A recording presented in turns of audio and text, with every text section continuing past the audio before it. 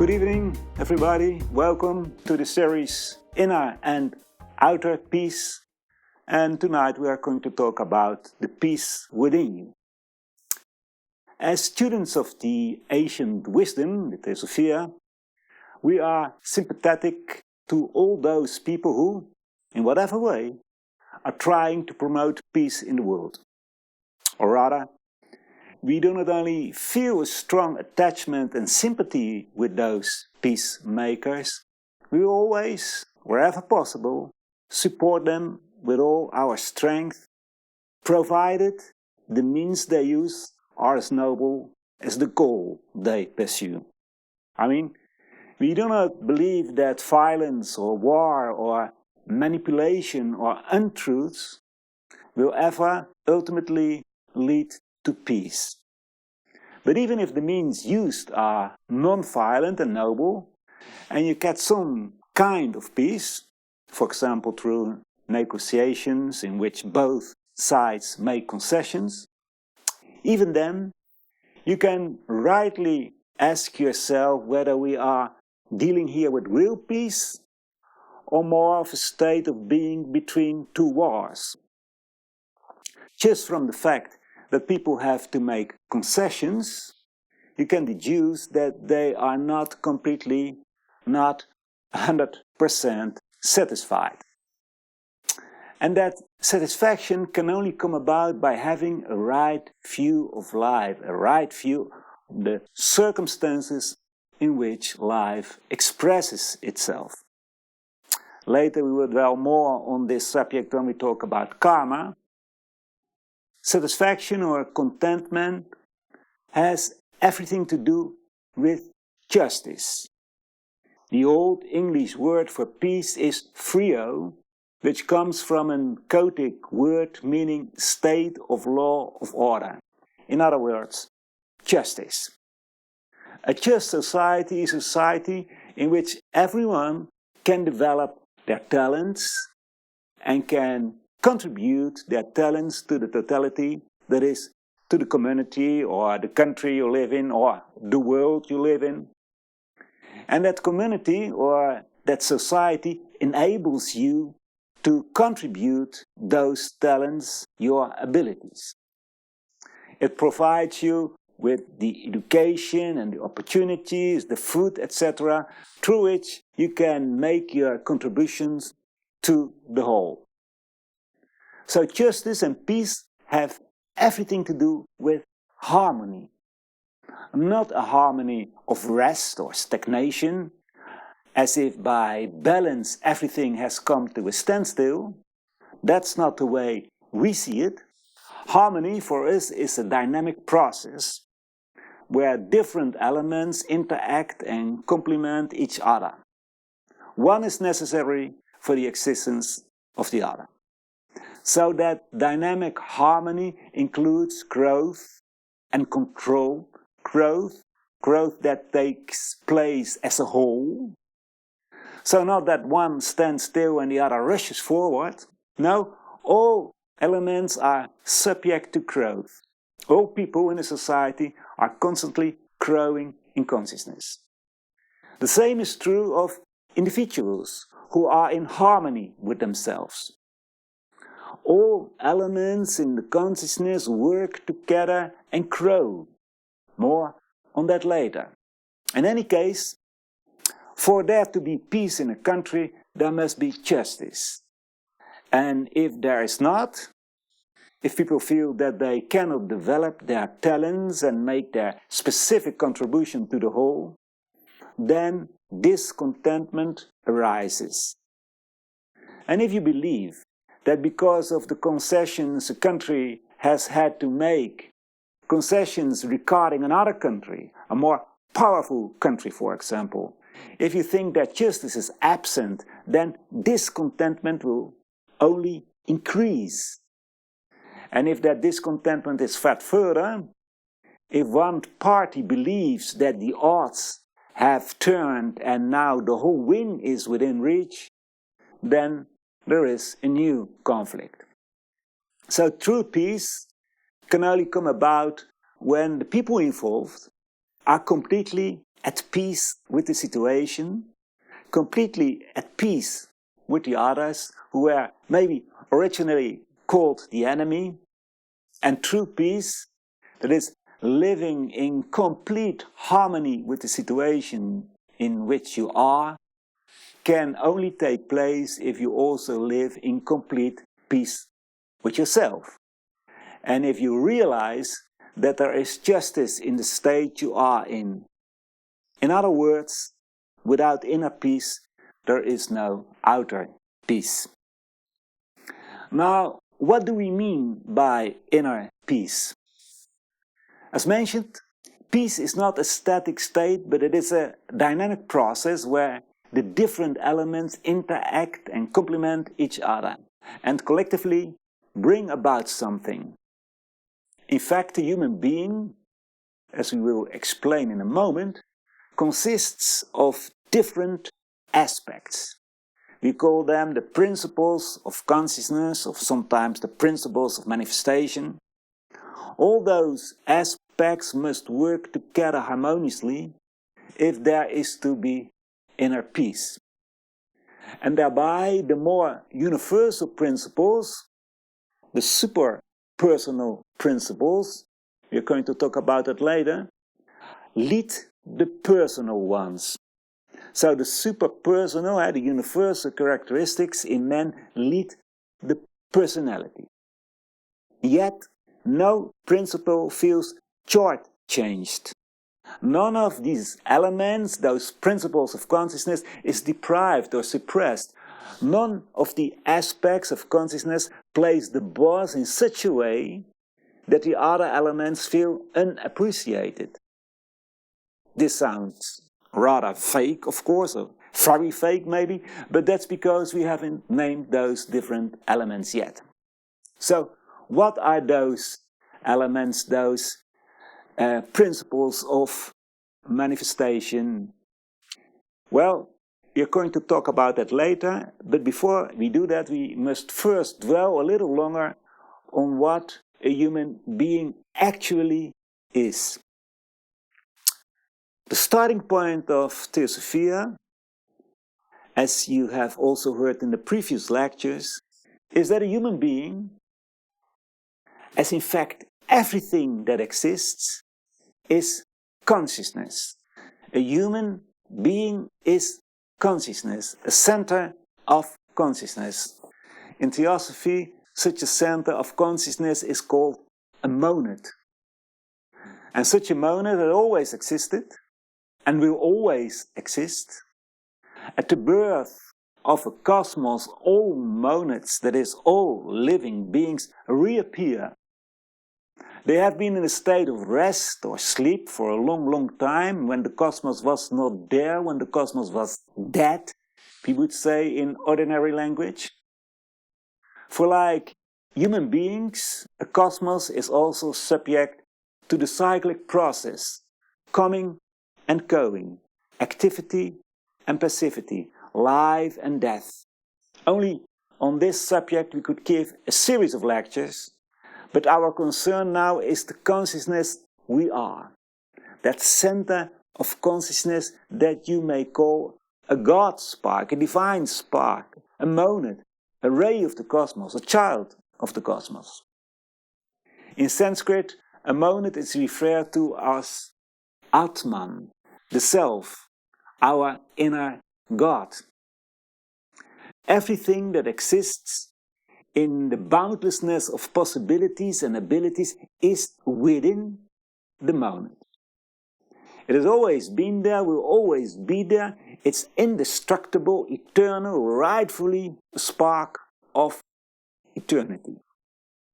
Sometimes it is represented as a spiritual sun, always remaining in its high spiritual field, but emitting rays.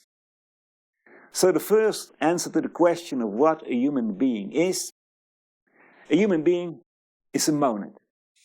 And that monad is our deepest core, the heart of our heart, higher self, Atman, or give it whatever name you like. As long as you realize that's always been there, always will be there, and that it is boundless, it has boundless possibilities within it, because it is a copy of the cosmos itself. Of course, it takes some time to get used to this idea when you first hear something like this. We in the West, because of wrong education, think that something can have an absolute beginning. The Christian doctrine is that when we die, we go into eternity. And even people who are not Christian think so. They are still under the influence of these outdated ideas. Because, of course, you can never enter eternity. Eternity, or something that lasts forever, has neither beginning nor end. Can you imagine an eternal or boundless line that has a beginning? The monad is eternal, and that is, has no beginning and no end. And ponder on this. Don't take our word for it, don't believe us, but think about it quietly. And I can assure you that as you learn to see the logic of this idea, a great peace descends within you, because nothing truly evil can ever happen to you, and that you were and are and always will be there.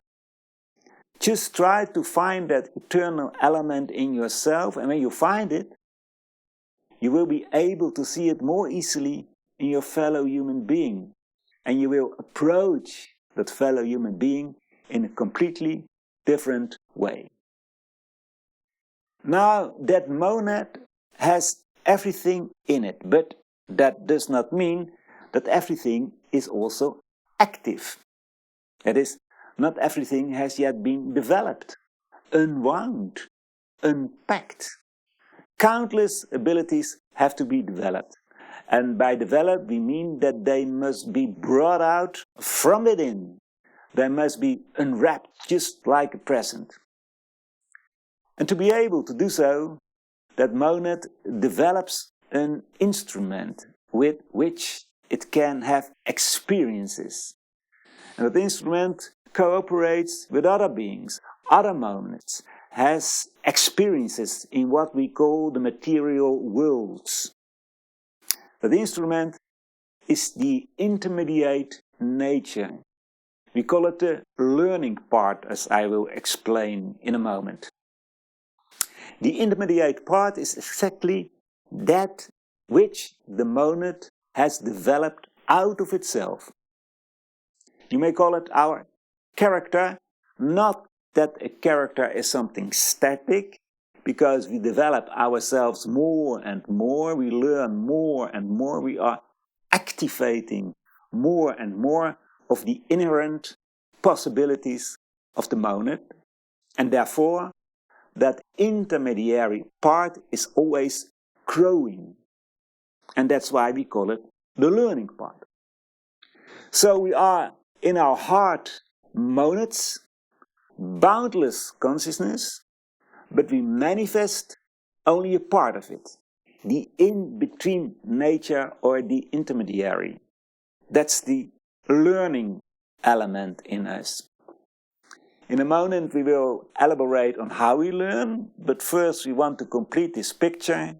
For that in-between nature needs a vehicle, a body, through which and with which it can express itself in this physical world, and by which it can have experiences. So this is the picture of man, divine core, eternal, the already developed capacities, the developed abilities and aspects, the learning part, and the body. In that intermediate nature we differ from each other, because every being has evolved differently, is on a different step of development. We humans are developing our mind, our capacity to think. We are thinkers and must learn to expand and, above all, master our thinking. Animals are not that far yet. and plants not at all. But in our monads, we never differ. Our background is the same. Humans differ among themselves. They differ from animals and plants, but there is no fundamental difference between a human and an animal, or a plant, or a mineral, or a god, because they are also beings more evolved than a human being. And that learning part finds shelter in a dwelling vehicle, the body. The body which is totally impermanent. It is actually a great illusion. It's ever-changing, has no permanence at all, and after death, it disintegrates into its constituent parts. All these elements, these three parts of what a human being is, must be in harmony with each other, must function in a harmonious way for there to be inner peace. Thereby, each part has its own value, which of course has a lot to do with the permanence of each part. I mean this, which part is perishable and which part is imperishable. Let us take a closer look at that. Atman, or the monad, is imperishable. As has been said, it has always been there and will certainly be there after death.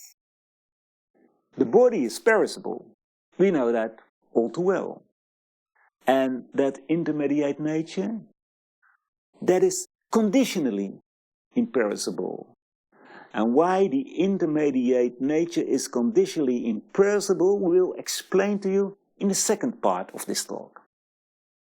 First, we want to add some nuance in the picture, some more details, so that you can also experience that all these different elements have to live in harmony for there to be peace, inner peace. You can refine this threefold division of man. You can also divide a human being into 7 aspects. Is that a contradiction? Is that a different teaching from that of the threefold division? Certainly not. It just gives more details. I can give you a description from the route from Amsterdam to Barcelona. You go to Paris, Toulouse, and then Barcelona. I can also say, first go to Antwerp, then Ghent, then Lille, then Paris, etc. I give more intermediate stops, but the route is the same. Well, here you see the 7-fold division, which provides some more details.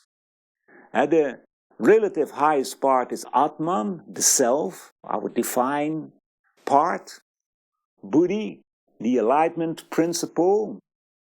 Manas, our mind, our capacity to think. Kama, desire. Prana, vitality. The Linga Sharira, the model body of the astral body. And the Sthula Sharira, the body of bones and flesh. Well, we can combine the 7-fold division and the 3-fold division, so you can also see that there is no essential difference between the two. All these 7 principles must be in harmony with each other if there is to be inner peace. And it's well to observe the following, namely that these 7 principles relate to each other hierarchically. And that is to say that Atman, the relative apex of the principles, generates the other principles from itself. We just compared Atman or the monad with sun. A sun emits rays. Such a ray remains part of the sun, but nevertheless in a slightly less divine spiritual realm, and it becomes, as it were, a little less divine. Thus, Buddhi arises from Atman. But because Buddhi arises from Atman, it also has the Atmic in it. And then Atman and Buddhi together give rise to Manas, and again the same thing takes place. Within Manas there is the Atmic and Buddhic, because that is where it originated. And these three together now cause karma to arise from itself, etc., etc. So each of these 7 principles of manifestation has the others in it as sub-principles. And why are we telling you this? Because we like to make it complicated? No. Because by doing so, we can better explain all these different aspects that make us what we are. You see, we humans are all these 7 principles, but we mainly express manas, the thinking principle. A human, man, is manas, a thinker. And manas you can divide into 7 sub-aspects, 7 thinking aspects. And with this we are approaching the terminology of our course Thinking Differently, that we will start soon, where these 7 aspects of thinking are covered extensively, and most importantly, everybody can experience them. Well, these are those 7 aspects. Let's review them quickly. The Atmic aspect of manas we call inspiration, or the perception of unity. If you focus entirely on that aspect, you realize the unity of all that lives. The Buddhic aspect of manas is the ability to understand, insight. You understand that seemingly unrelated things are connected. It is also closely correlated with the interconnectedness you experience, and therefore it is related with compassion. The manas of manas, the intellect, analyzing, dissecting, categorizing, we sometimes call it the 2 + 2 = 4 thinking. Desire, more on that later. Vitality, being busy, restless with your thinking. The Linga Sharira of manas expresses itself in feelings, emotions, and finally the physical, when you identify with your body through your thinking. For example, when you look in the mirror and say, "Oh, how beautiful I am," or "how ugly I am." In lessons 3 and 4 of our course Thinking Differently, these aspects are dealt with in detail so that everyone can experience them in themselves. After the break, we hope to show that each of these thinking aspects has its own value, and that you should give the most valuable aspects the most attention, but without ignoring the others. Then you can live in peace with yourself. But first we have a little break of 3 minutes, and after that break I will try to answer your questions, and you can ask your questions using the chat function or by writing an email. So, see you soon. Welcome back. And we've got 2 questions. Okay. Earlier in your reading you said that you don't have to believe what you say at your word, but you have to think about it. One of the questions is about that. The question goes, how can we investigate that the monad in us is infinite? That's the question. Oh, I heard a story of a little child, a girl I think it was, who was told about the Big Bang. You know, her first question was, what is before the Big Bang? Yeah. So, try to imagine an absolute beginning. It's impossible to imagine it, I think, because everybody has the idea that before a beginning there is something else. So, I cannot prove it mathematically that there is boundlessness.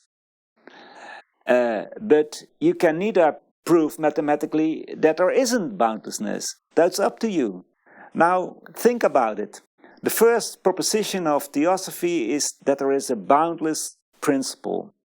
A boundless principle. And try to think, to ponder about that principle.